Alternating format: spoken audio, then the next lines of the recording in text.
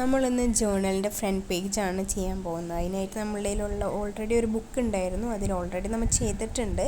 അപ്പോൾ നമുക്ക് ഒന്നും കൂടി സ്റ്റാർട്ട് ചെയ്യാൻ വേണ്ടിയിട്ട് നമുക്കതിൽ ഡിസൈൻസൊക്കെ ചെയ്യണം. അതിന് നമ്മൾ ഫ്രണ്ട് പേജ് പോലെ ആക്കിയിട്ട് നമ്മൾ എന്ത് ചെയ്യണം, അതിലൊരു സ്കെച്ച് പോലെ ചെയ്തിട്ടുണ്ട് ഒരു ഡിസൈൻസിൻ്റെ ബോർഡേഴ്സിനൊക്കെ നമുക്ക് കുറച്ച് ഡാർക്കൺ കൊടുക്കാൻ വേണ്ടിയിട്ട് നമ്മൾ കളർ പെൻസിലിൻ്റെ ഡാർക്കായിട്ടുള്ള പിങ്കാണ് നമ്മൾ എടുത്തിട്ടുള്ളത്. ആ പിങ്ക് വെച്ചിട്ട് തന്നെ നമ്മൾ എല്ലാ ബോർഡേഴ്സും നമ്മൾ ഡാർക്ക് ചെയ്ത് കൊടുക്കുന്നുണ്ട്. ഗ്രീന് ചെയ്യുന്നില്ല. അതിനുശേഷം ആ പിങ്കിൽ നമ്മൾ ഫ്ലവേഴ്സിനായിട്ട് സ്കെച്ചായിട്ടുള്ള പിങ്കാണ് കൊടുക്കുന്നത്. അത് വെച്ചിട്ട് നമ്മൾ ആദ്യം വരച്ച് കൊടുത്തിട്ടാണ് നമ്മൾ അതിൻ്റെ ഉള്ളിൽ ഷെയ്ഡ് ചെയ്യുന്നത്. ഷെയ്ഡിങ് ഒക്കെ കഴിഞ്ഞിട്ടാണ് നമ്മളതിൽ ഗ്രീൻ കളർ കൊടുക്കാൻ ഉദ്ദേശിക്കുന്നത്. ഗ്രീൻ കളർ ലീവ്സിന് കൊടുക്കാനായിട്ട് നമ്മൾ ഗ്രീന് അതിൻ്റെ ബോർഡർ പോലെ സ്കെച്ച് കൊണ്ട് തന്നെ നമ്മൾ കൊടുക്കും.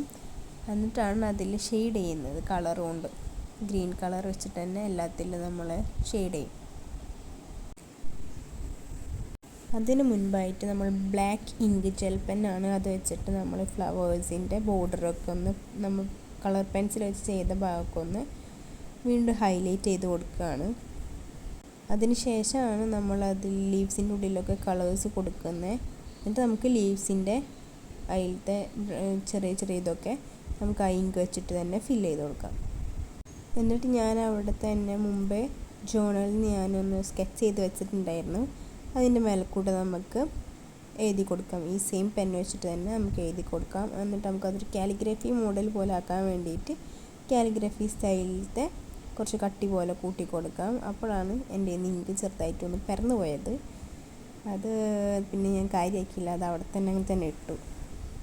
എന്നിട്ട് അവിടെ സ്പേസൊക്കെ കണ്ടപ്പോൾ ഞാനിങ്ങനെ ചെറുതായിട്ട് നമ്മൾ നോർമലി ജസ്റ്റ് ഡ്രോ ചെയ്യുന്ന പോലെ വരച്ച് കൊടുത്തിട്ട് അതിൽ ചെറുതായിട്ട് കളേഴ്സൊക്കെ ഫില്ല് ചെയ്യാൻ തുടങ്ങി. വേണമെങ്കിൽ കളേഴ്സ് ഫില്ല് ചെയ്തതിന് ശേഷം നമുക്ക് ഈ ജസ്റ്റ് നോർമൽ ഡ്രോ പോലെ ഈ ബ്ലാക്ക് വെച്ചിട്ട് ജസ്റ്റ് അതുമ്മലൊന്ന് ഡ്രോ ചെയ്താൽ നല്ല രസമുണ്ടാവും. പക്ഷെ ഞാനിത് അതിൽ ചെയ്തിട്ടില്ല, ഞാൻ ജസ്റ്റ് കളേഴ്സ് മാത്രം കൊടുത്തിട്ടു. അപ്പോൾ ഇത്രയുള്ള നമ്മളുടെ ഡിസൈൻ.